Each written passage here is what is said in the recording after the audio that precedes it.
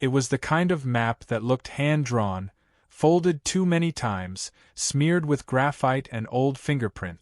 The ranger didn't smile when he gave it to us.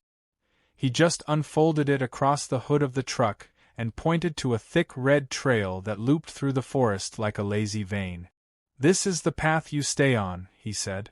"What about the blue one?" I asked, tapping a faint dotted line off to the side. It was thinner, shakier, like it had been added last minute. He didn't look at me. "Don't follow the blue trail." That's all he said. Not a joke. Not a warning for the sake of theater.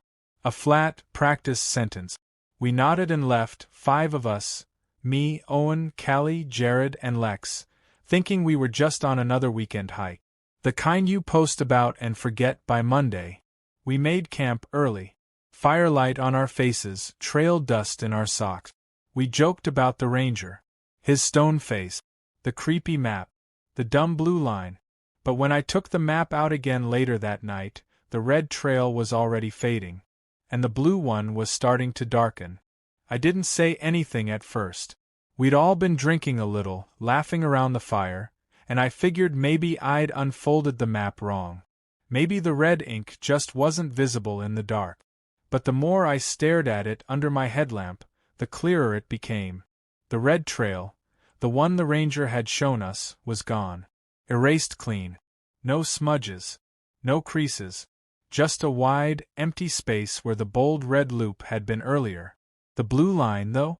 That one was vivid now. Solid. Almost freshly drawn. I ran my finger along it. It didn't feel like ink. It felt raised. Like something had burned it into the paper while we weren't watching. I showed Owen. He stared for a second and said, "You're just tired. Ink doesn't vanish." But it had. And before I could fold it back up, I noticed something else. The blue trail wasn't the same length anymore. It was longer. Curved in a new direction. Pointing away from where we'd come. As if it was leading somewhere we hadn't meant to go. And already knew we would. We set out at sunrise, still pretending everything was fine. Jared cracked jokes. Lex hummed some song she always did when things got too quiet. But the tension clung to our backs like our packs.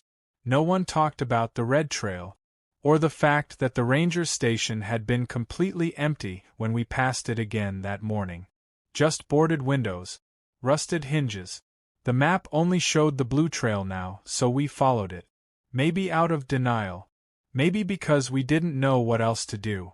An hour in, we crested a ridge and saw it, what looked like a ranger tower, charred and half-collapsed. The wood was skeletal, blackened like a lightning strike had split it down the middle. But there was no record of it on the map. Not even in the blank space where the red trail used to be. We took photos. All of us. But later, scrolling through them on my phone, the tower was gone. Just a clearing. No structure. No black wood. No ash. Callie didn't believe me. Until she checked hers too. And found a picture she hadn't taken. Just the 5 of us, standing in that clearing. All of us smiling. None of us holding a camera. The wind changed around noon. Colder. Till. Like the forest had stopped breathing with us. We'd stopped for water near a stand of twisted birch trees when Lex called out. Guys? Come look at this." We circled the trunk she was pointing to, bark peeled in long strips, the center of the tree old and gray. Faded into the wood was a name. Owen. Not just written, carved.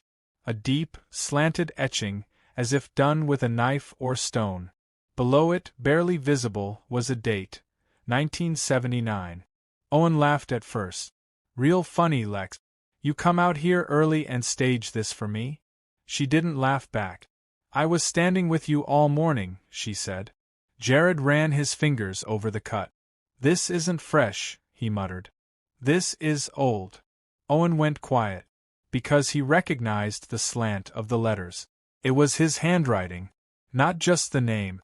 Even the 7s had that little European crossbar he always used. He was born in 2001. So how the hell had his name been on this tree 40 years ago? And why did it feel like this wasn't the first time we'd walked this trail? Just the first time we'd remembered. I didn't sleep. I couldn't. Not after the tree. Not after the vanishing tower. Not after the way Callie kept swearing she saw something move just beyond the tree line. Something tall, leaning, like it was waiting for us to blink. Around 3 a.m., I pulled the map out again, more to distract myself than anything, and nearly dropped it. There were new marks on it. Tiny shapes. Circles drawn in rough pencil, clustered near the edge of the blue trail. 5 of them. Tent symbols. I leaned closer. They weren't just randomly placed.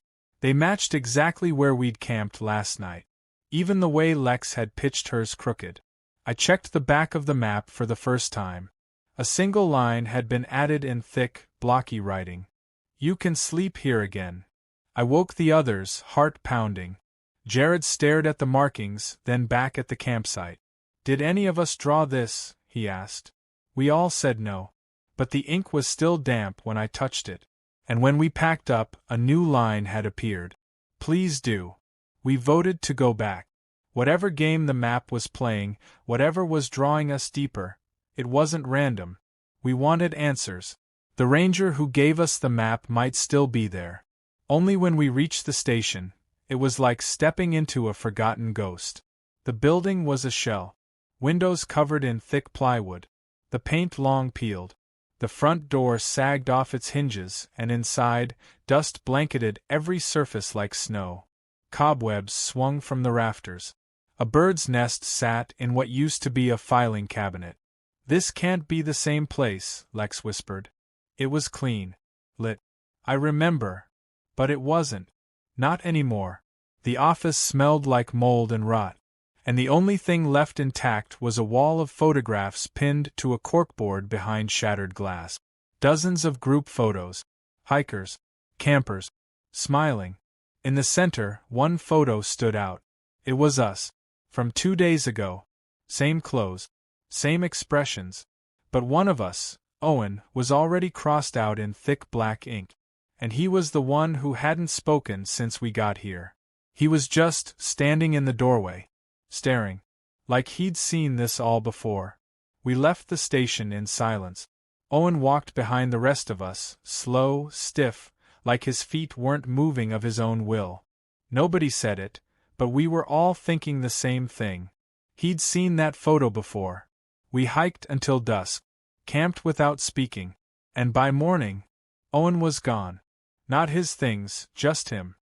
His pack still lay beside the fire pit. His boots were lined up neatly. His sleeping bag still warm to the touch. Lex screamed. Jared ran back along the trail with no idea where to look. Callie pulled the map from my pocket without asking. It had changed again. 4 tent symbols now. Perfectly spaced, just like we'd pitched them the night before. Owen's was gone. Not erased, never there. Like the map had only ever known there'd be 4 of us. Lex flipped it over. The message had changed too. 4 left. Keep moving. Jared came back an hour later, empty-handed, soaked in sweat. There's no trail, he said. Just woods. No footprints. We didn't ask what he meant. Because we knew. The map had redrawn the path. And we were already walking it. We kept walking. What else could we do? Forward felt like the only direction that didn't sink into madness. So we followed the map's new blue curve, an arc that should have led us northeast. It didn't.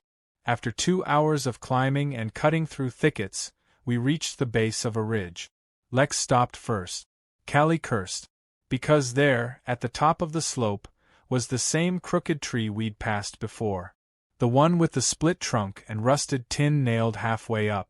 We circled it. Walked past it. Hiked 20 minutes in the opposite direction, just to break the pattern. But 20 minutes later, we passed it again. Same branch snapped low. Same tin, bent into a whisper of wind. Maybe we're turned around, Jared offered, voice shaking. But I checked the map. We were following it exactly.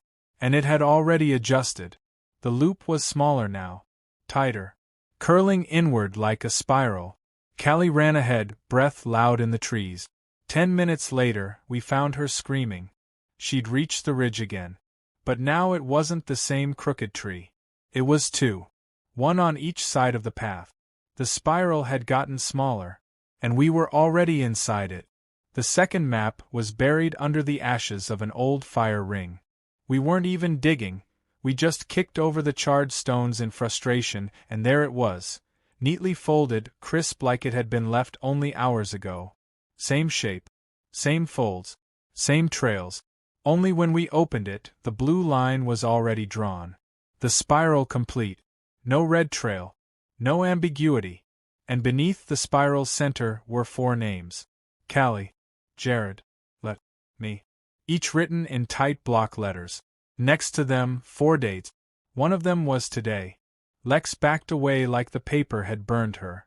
It's not real, she whispered. It's a prank. It has to be. Jared stared at his name. His date was tomorrow. Callie's was 2 days later. Mine was blank. But something had started to smudge in the space beside it, like ink waiting to form. I folded the second map and tucked it into my jacket. We didn't talk much that night. Lex kept her flashlight on while she slept. Jared didn't sleep at all. And in the dark, I kept wondering, if the date next to my name wasn't printed yet, did that mean I still had a choice? Or had I already made it? The next morning, I woke up alone.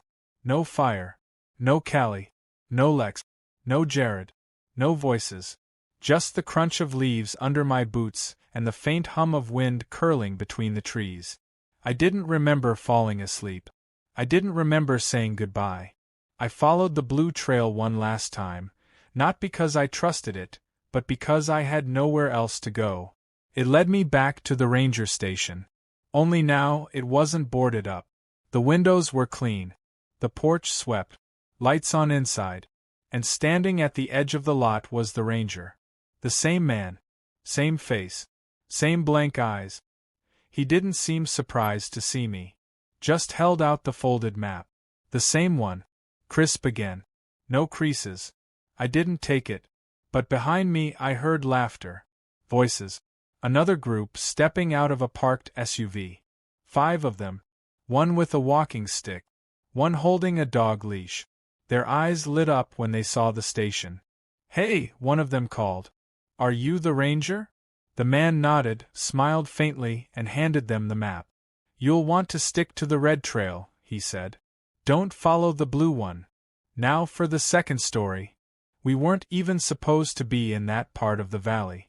The storm had shifted direction, and we followed it off the main road, bouncing over gravel and gutting the signal bars on every phone we had. Typical storm chaser luck, either too close or too late. That's when Briar saw it. A blinking white light on the horizon, nestled between the trees. "Tower," she said, pointing out the passenger window. "Might be a fire lookout." But we'd checked the USFS map. There wasn't supposed to be anything out here. Still, it blinked again. Slow, methodical, like a beacon calling something home. Mark slowed the van. Joe leaned forward from the back seat. "See it?" Briar asked. Joe squinted. "Yeah. But why's it flashing like that?" It wasn't an SOS. It wasn't storm-related. It just blinked. Every 13 seconds. Like it was counting. And when the thunder rolled again in the distance, something inside me said we'd just found the storm. Not the one we were chasing. The one that was waiting. The fire tower looked abandoned, but only if you didn't look too close. The paint was weathered gray, the legs rusted with age, but the beacon at the top kept blinking. 13 seconds on. 13 seconds off. We counted. No nameplate. No ranger tag. No trail markers leading to it. Just the tower, squatting in the middle of a clearing like it had been dropped there from the sky. We circled the base. No ladder. No stairs. Nothing to climb. Maybe the access points on the inside? Joe guessed. That's when we saw the trapdoor. It hung open from the bottom of the lookout, 15 feet above us. Hinges swaying gently in the breeze, even though the air around us was dead still. Then came the sound. Soft shuffling. Like someone pacing inside. "Hello?" Briar shouted. No answer. But the wind that rolled out from the trapdoor, it wasn't warm. It was cold. And it smelled like wood rot and ozone. like something waiting for a thunderclap that never came. Mark grabbed the rope from the gear bin. We weren't about to climb it. Not yet. But something inside told me. It was already planning to let us in. We camped just beyond the clearing, close enough to see the blinking light but far enough that no one had to sleep under it. Joe joked about giving the creepy lighthouse some space, but none of us really laughed. We were too wired, too shaken by the wind that blew from nowhere. The open trapdoor, the noise from above. No animals, no birds, just a clockwork pulse from that damn light. I fell asleep sometime after midnight. When I woke up, I was cold. Not just from the air, but from the silence. We were all outside our tents, still in our bags, still zipped up, but the tents themselves had been moved, arranged in a perfect circle around the fire pit. Same distance apart. Same rotation. Mark's voice cracked. "Who the hell did this?" No one answered. Briar checked her watch. So did I. So did Joe. All three said the same thing. 3:17 a.m. And the tower? It was still blinking. But now, the light wasn't white. It was red. We packed fast. No one argued. No one needed convincing. Mark tossed gear into the van like it might bite him. Briar refused to look back at the tower. Joe kept glancing over her shoulder like the woods themselves might close behind us. We drove west, opposite the tower, aiming for the road that led to town. But 10 minutes in, Joe stiffened. "Is that it?" Up ahead, through the trees, was the tower again. Same height. Same rusted base. Same red light pulsing 13 seconds at a time. "No way," Mark muttered. We turned around. We backtracked. We kept driving. 15 more minutes. Another ridge. Another clearing. Another tower. Briar slammed her hand on the window. "We're not looping. We've been making turns." Didn't matter. Every ridge we crested, every clearing we passed, it was always there. Always blinking. Same angle. Same spot in the sky behind it. Like it wasn't in one place. Like it was in every place at once. And we weren't escaping it. Briar's hands were shaking when she pulled out her phone. She wanted to prove we weren't crazy. That the tower hadn't been there yesterday. That something was off in the metadata or the GPS stamps or anything. But when she scrolled back through her gallery, her breath caught. "What the hell is this?" She turned the screen toward us. It was a photo of the tower. Same warped legs. Same trapdoor. Only this one had a figure in the top window. Actually, 3. Silhouettes against the glass, staring out. One had Joe's bun. One had Mark's hoodie. The third? Me. Same jacket. Same torn shoulder seam. We hadn't gone up there. None of us had even touched the base since yesterday. And yet there we were. Grinning. Not waving. Not moving. Just smiling. Joe whispered, "That's not us." Mark's voice was flat. "Then who is it?" No one answered. And the light blinked red behind us. 13 seconds. Tick, tick, tick. The road turned to gravel. Then the gravel vanished. Somewhere beyond the ridge, the van died. No engine failure. Just nothing. Like the power had been sucked out. We tried pushing it, restarting it, even cursing at it. Nothing worked. Then we saw the bunker. Half sunken into the hill, covered in moss and vines, like the forest had been trying to forget it. Joe spotted the Forest Service symbol barely visible on the concrete wall. Inside, a rotting cot, rusted gear, and a single metal desk with a mold-stained journal sitting open. Briar picked it up. No way. The first entry was dated 7 years ago. The writer described chasing a storm, seeing a blinking tower, getting stuck, and then, our names, scrawled in a newer hand, almost frantic. Joe, Briar, Mark, Kayla. Exact spellings, circled. Below them, a single note. Do not climb the tower. They're still in there. We looked at each other, and then up through the cracked concrete slats in the ceiling. The red light pulsed down on us. 13 seconds. 13 warnings. We were done running. That's what Briar said, anyway, jaw clenched, flashlight tight in her grip. Whatever it is, it's not going away, she snapped. So we stopped pretending. The rest of us followed. Rope. Stupid courage. The tower's ladder didn't appear, but Mark boosted Joe, and we climbed through the open trapdoor one by one, cold wind licking at our hands as if the tower itself exhaled. Inside, silence. Dust swirled like snow. The air was so still it felt thick. Then I saw them. A group of 4. Standing perfectly upright near the window. Same gear. Same frame sizes. Same faces. It was us. Joe's frozen twin had her same posture, same broken shoelace. Briar's double had a scar on her chin she got 2 summers ago, only now it was older. Pale. Faded. They weren't mannequins. Their chests rose and fell. Their eyes were wide open. Breathing. Watching. Trap. Mark tried to speak, but his voice broke. And then one of them, my double, tilted her head slightly. Only slightly. Just enough to smile. We ran. Out the trapdoor. Down the rope. Scrambling over roots and rocks like the ground was alive. Briar hit the forest floor first, her flashlight tumbling into the ferns. I landed second. Joe and Mark weren't far behind. No one spoke. We just ran. And then we heard it. A low, rising wail. Mechanical. Distant. Familiar. A storm siren. But not from town. Not from any direction. It was coming from the woods themselves. Like the trees had hidden speakers. Like the hills had lungs. It rose again, higher this time. Urgent. Joe spun in a circle. There's no power lines. Nothing to broadcast that. Mark pointed. Beyond the trees, faint and flickering between trunks, more red lights. Not tower lights. Smaller. Moving. Like dozens of blinking eyes, all winking in sync with the siren's pulse. I looked at Briar. She didn't blink. They're not warning us, she said. They're announcing us. Joe was the first to run toward the sound.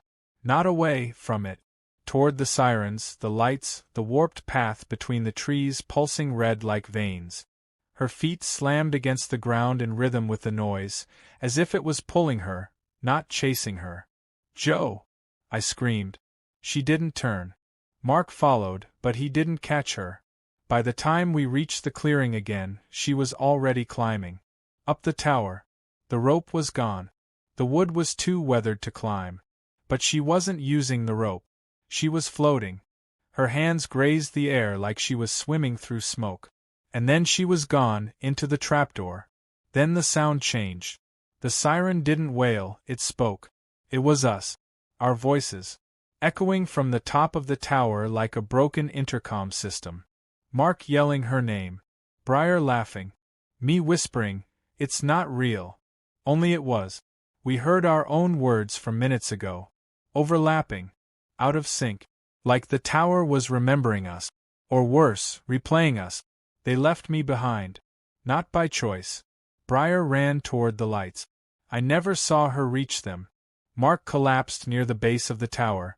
Eyes open, breathing shallow, whispering something over and over. I think it was his name. Joe never came back. I stood in the dark, clutching the map we swore we'd never need. And the tower blinked. 13 seconds. I counted. I don't know how many days passed. No hunger. No thirst. Just cold. Until the rumble came again, an engine. Headlights sliced through the trees, and a second van rolled into view. 3 figures climbed out. Young. Excited. One of them held a weather radio. Another already had a camera. There, one of them said, pointing.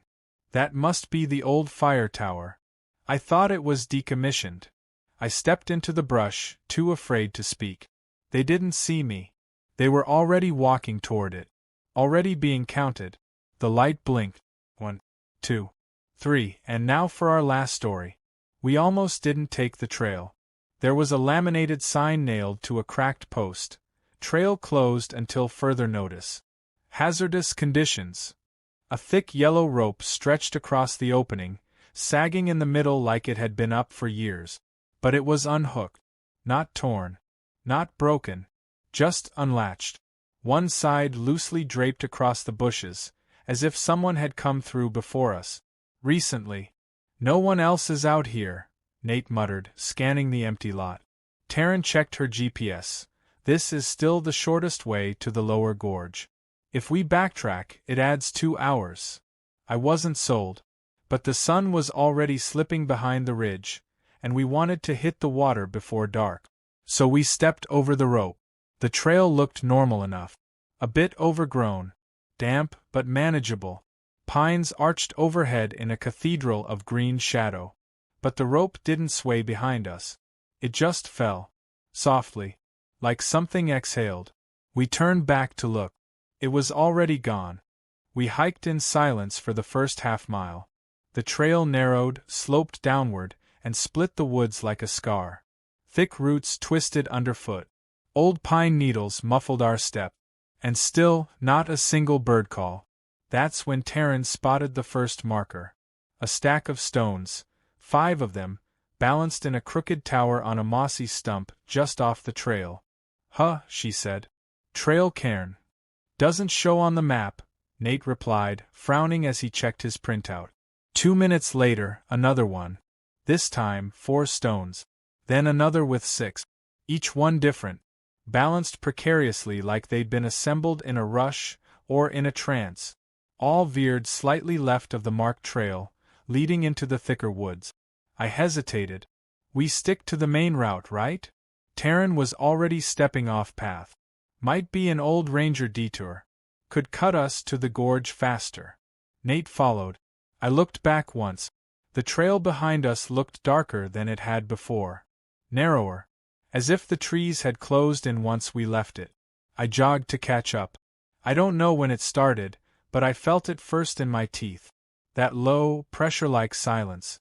The kind you only notice when your ears begin to ring from what's missing. No wind. No rustle of leaves. Not a single chirp or buzz.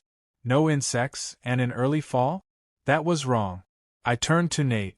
Do you hear anything? He stopped mid-step, looking around like he hadn't noticed until now. No. Nothing. Taryn clicked her tongue, listening for a bird call. Nothing answered. We stood there for a beat, just 3 bodies in gear, in the middle of the woods, surrounded by absolute stillness.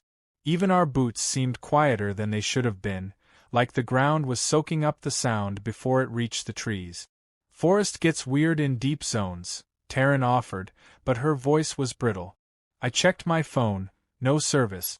Not even SOS bars. We pushed on. But I kept glancing up, into the canopy. Not because I thought something was up there, but because I was starting to think nothing was. And I couldn't decide which was worse.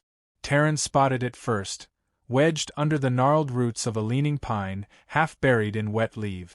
A ranger pack. Not just gear. Official canvas, with the old Forest Service patch still clinging to the flap. Mold had eaten the straps, and a few animal teeth marks scarred the edges. But it hadn't been there long. Not long enough to match the rot it wore. Nate pulled it free. Guys, this isn't weather damage. Someone dropped this recently. Inside, a flashlight, dead, a folded camp permit, blank, and a sealed plastic bag containing a photo. We all leaned in. It was the 3 of us, standing at the trailhead. Right at the closed sign. Same outfits, same packs. Only in the photo, Taryn's face was scratched out. Not blurred. Not an artifact. Scratched. Deep red pen gouged right through her face. And at the bottom corner? A time stamp. 9:13 a.m. We'd arrived at 10:15. I looked at Taryn. She didn't say anything. But she started walking faster. We didn't speak for the next 20 minutes. The trees grew denser, the air damper. Something smelled like rust and mushrooms.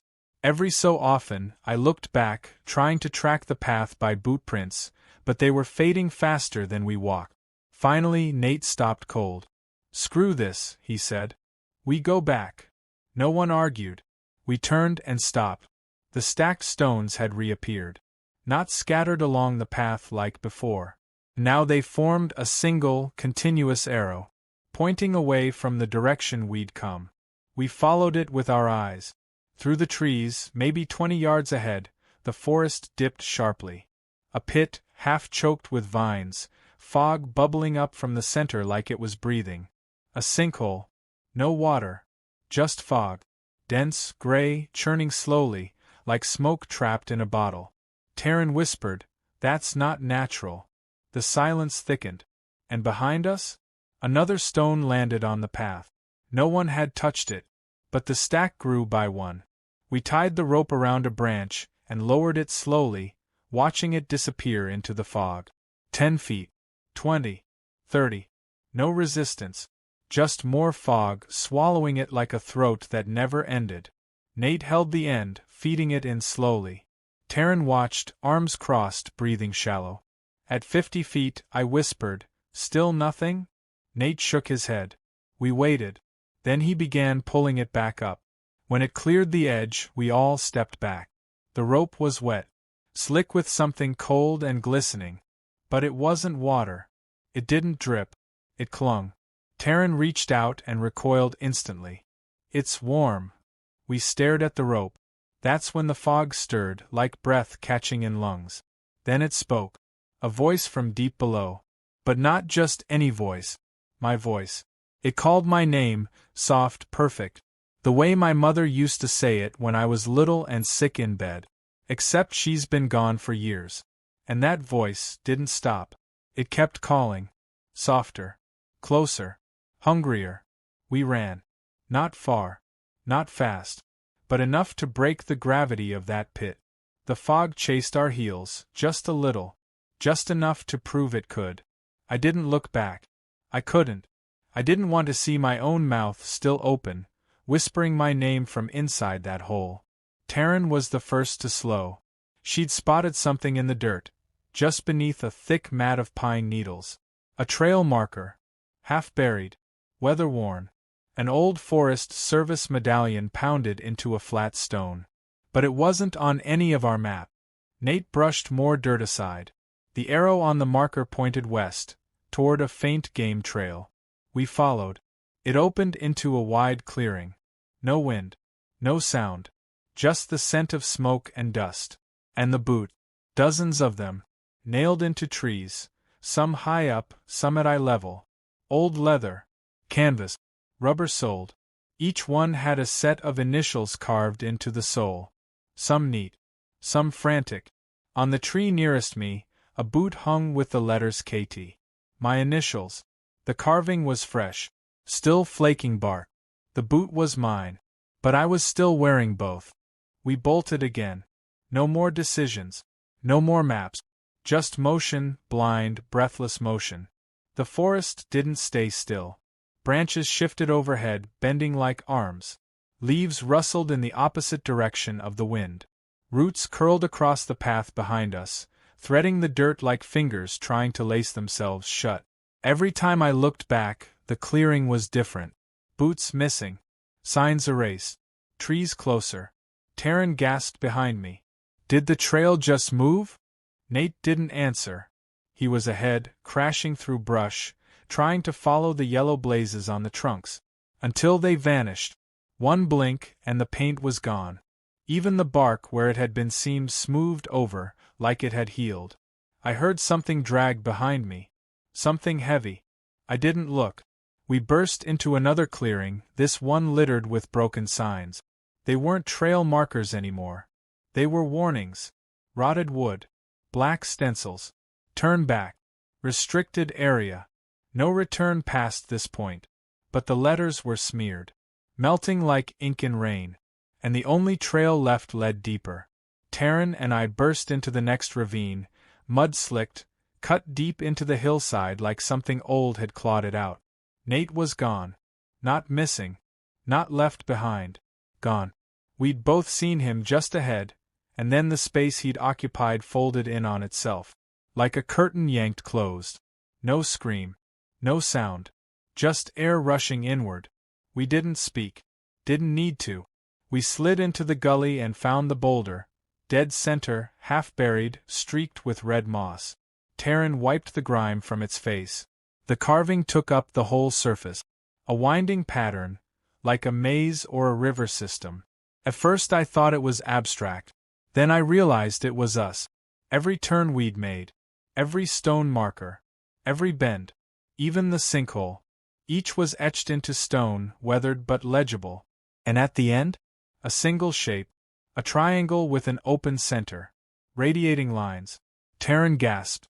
She held up her phone. No signal. But the GPS map had updated. And right at the center of the screen, that same symbol glowed, faintly pulsing, like a destination waiting to be reached. I don't know what happened to Taryn. She stepped toward the boulder, one hand brushing the symbol like she could erase it. The air shifted, like the pressure dropped, or maybe something in her shifted. Her foot caught the edge of a root, and she vanished. Not fell, not screamed. She just unthreaded, like she'd never been stitched into the scene in the first place. I backed away, but there was nowhere to go. The forest was a loop now, repeating in reverse. Each tree familiar, each clearing rewinding itself in real time, like I'd already walked it backward. I came out where we started. The trailhead. Same cracked post. Same laminated sign. Same yellow rope drawn tight across the gap. Except this time, I was on the wrong side. The parking lot was full again.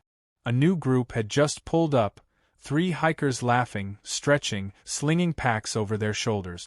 One of them approached the rope, paused, then casually slid it aside. I wanted to scream, but the woods behind me muffled everything, and as the last hiker crossed the threshold, the rope fell shut. Soft, deliberate, like it knew its job was done.